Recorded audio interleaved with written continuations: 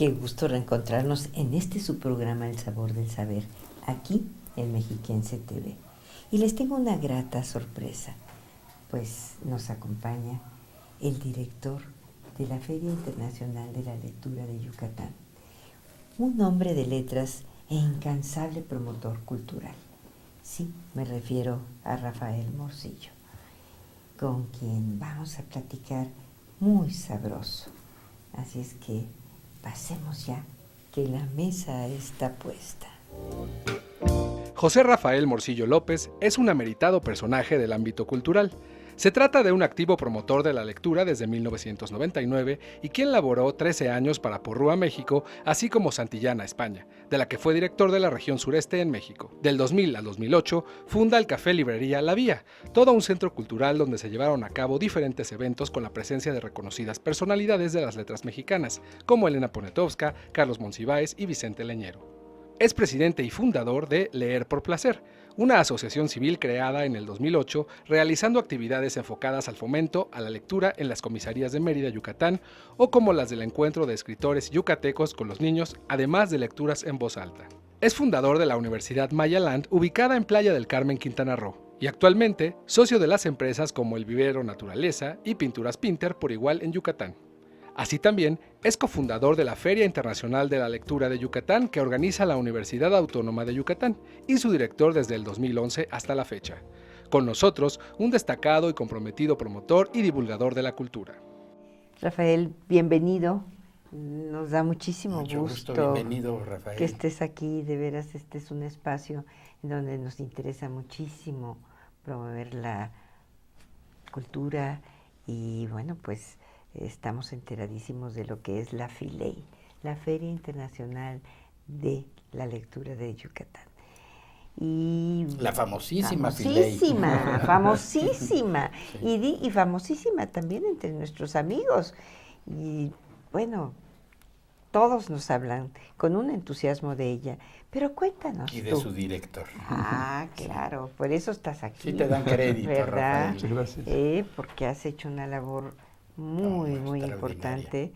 Y bueno, queremos saber cómo nace y por qué. Cuéntanos de la FILEY. Bueno, antes que nada, pues muchas gracias por la invitación, Marta, Alejandro, Sí.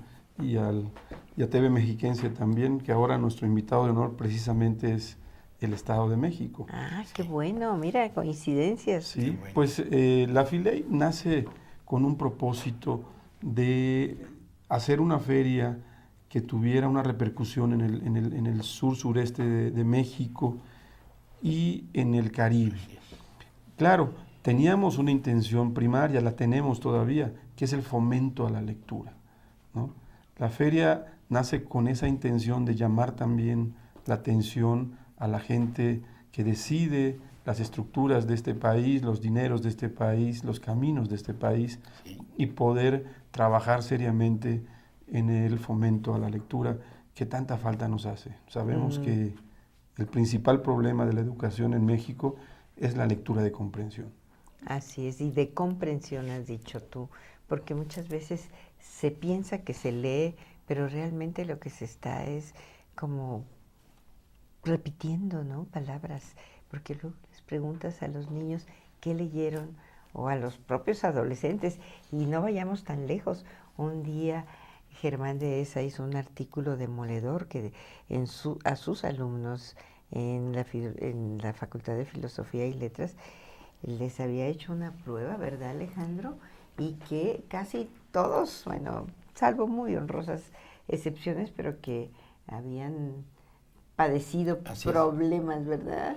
Sí, y es que ya llegaremos a ese momento de qué tanto leemos, pero yo creo que es un gran acierto, de verdad, Rafael, porque hay muchas ferias de libros, y yo entiendo que una sola feria orientada a la lectura, porque a fin de cuentas, qué bueno que los libros se publiquen, los tengamos, pero eso de repente también tiene que ver con la industria editorial, pero ya el acto de leer es crecimiento humano, es conciencia, es conocimiento, y en esa medida pues yo creo que eso los llevó a ustedes, ¿no es así? A pensar en ese nombre. Sí, o sea, ya lo dice el maestro Gabriel Said, ¿no? O sea, es increíble que mucha gente pase 6 años en la primaria, 3 en la secundaria, 3 en la preparatoria, 4 o 5 en una carrera, 1 o 2 en un posgrado y no sepa leer, no comprenda lo que lee, ¿no? Sí, exacto. Y un amigo también, Javier Aranda, dice que curiosamente estamos en la época en la que más se lee y más se escribe. El problema es qué se lee y cómo se escribe. Ese es el punto. Porque vivimos leyendo mensajitos Yo creo que en las los redes smartphones, sociales ¿no? En han... las redes sociales, O mal redactando. pero mal redactado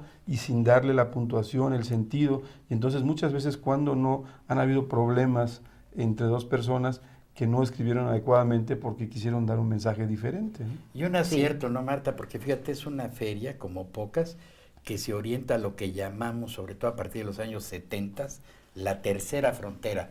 No solamente el norte y el sur de México, sino todo el Caribe. Voltear a ver ese mar que nos une. Sí, qué importante, ¿eh? Qué bueno que voltean. Y que intercambian. Y sí. ¿Y qué hacer para combatir esto de lo que estamos hablando, estos grandes problemas, para realmente aprender a leer y a comprender? Pues yo creo que para empezar habríamos que decir qué no hacer, ¿no?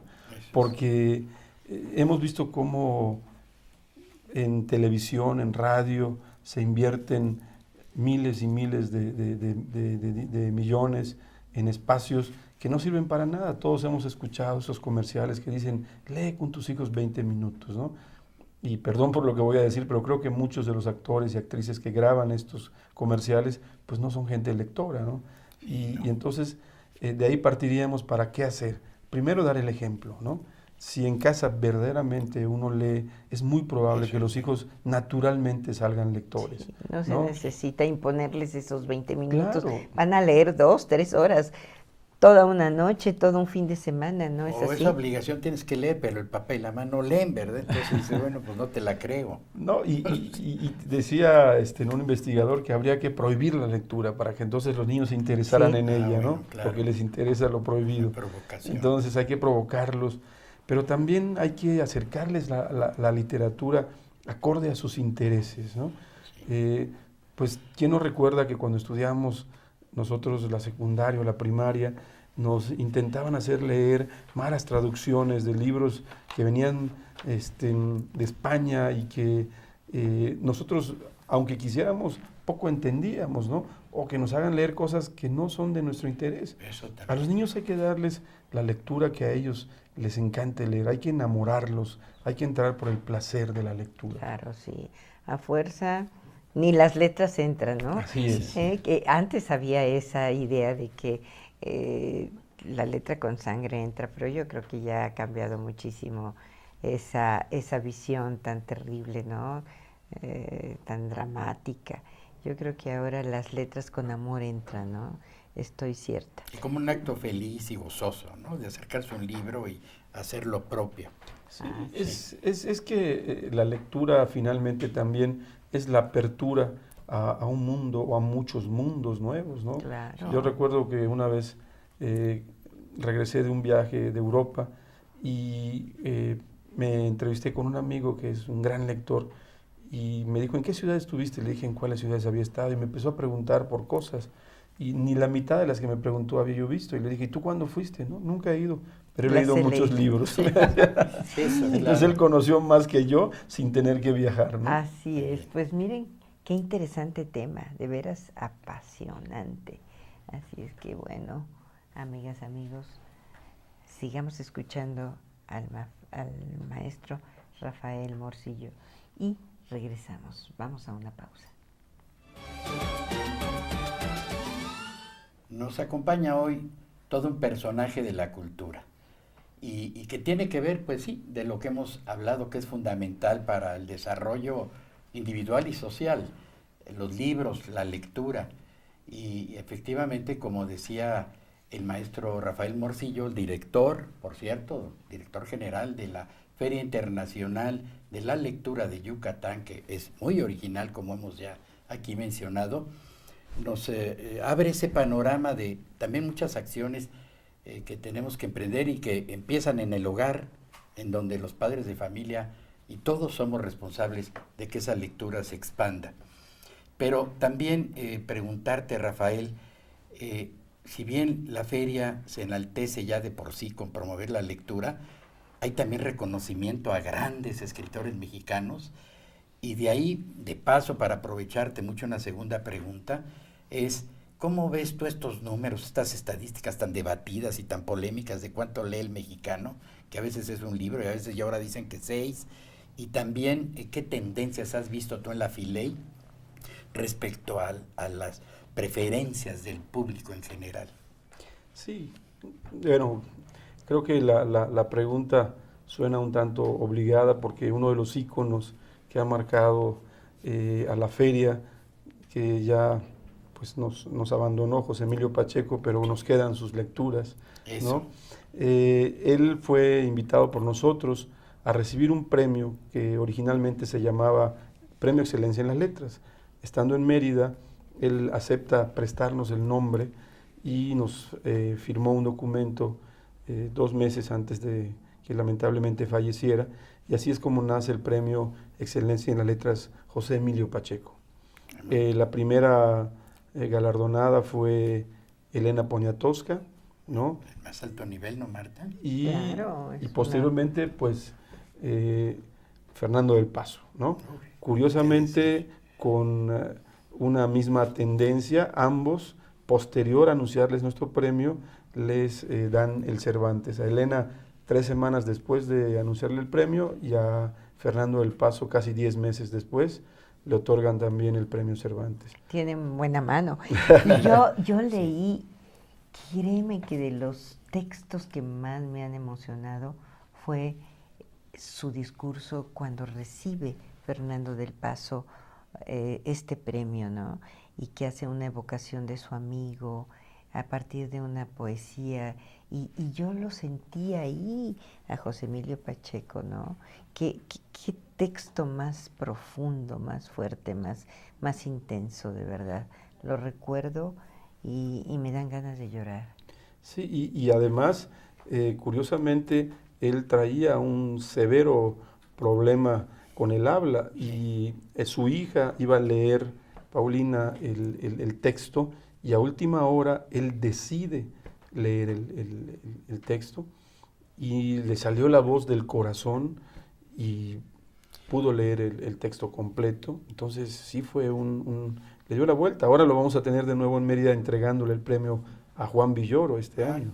Qué Ay, bueno, bien. felicidades. ¿Cuándo es eso? El sábado. Para ir preparándonos. Claro Ya que sí. este sábado. El sábado 12 de marzo. 12 de 12 de marzo. marzo. Sí. Vamos a apuntarlo, Alejandro. Claro, para sí, estar ya- ahí. ya lo grabamos. 12 de marzo. 12 de me marzo. Y parece. de las tendencias y las estadísticas de las que comentaba yo, ¿cómo ves tú esa apreciación que anda flotando de una y otra manera? Es una pregunta con una respuesta muy incómoda, ¿no? Sobre todo porque no quiero, pues, de ninguna manera denostar a nuestro secretario de Cultura, pero yo creo que le tomaron el pelo cuando le entregaron pues este resultado del observatorio que hicieron ellos de la lectura, ¿no? No puede ser posible que estemos en niveles de lectura de Chile. Simplemente podemos preguntarle a la gente que está en la industria editorial, y vamos a ver que del Claro. 2014 al 2015 se imprimieron y vendieron menos libros, ¿no? Aunque puedan aducir que la gente lee en tabletas, esto no es del todo cierto, ¿no? En México la cultura de leer en dispositivos electrónicos todavía está en pañales. Yo creo que necesariamente va a ir creciendo, pero sobre todo para textos de investigación, escolares, porque además la inmediatez es importante, ¿no? Si hoy hay un descubrimiento en China o en Rusia, pues mañana mismo puede estar en las redes sociales, y es importante cambiar los textos de ciencia, de investigación, para que estén al día. Pero los textos de gozo, los que no pasan de moda, la novela, el cuento, la minificción, la novela policíaca, la poesía, esos libros vamos a tenerlos en papel muchos años, ¿no? O sea, Claro. y claro, cada vez van a ser más selectos, porque ya no cualquiera va a poder imprimir un libro, ¿no? Entonces, yo creo que están mal los números, y vamos a esperar la prueba que hace PISA, que es un organismo más confiable, para ver qué va a pasar en los índices de lectura. Y la mejor política cultural es partir de la realidad. Claro, si no, Pues pues si no, ¿para qué? ficciones para qué, ¿no? Así es. No, no servirían de nada. Bueno, pues vamos a una pausa y regresamos con este tema que en verdad es fundamental y más en estos momentos.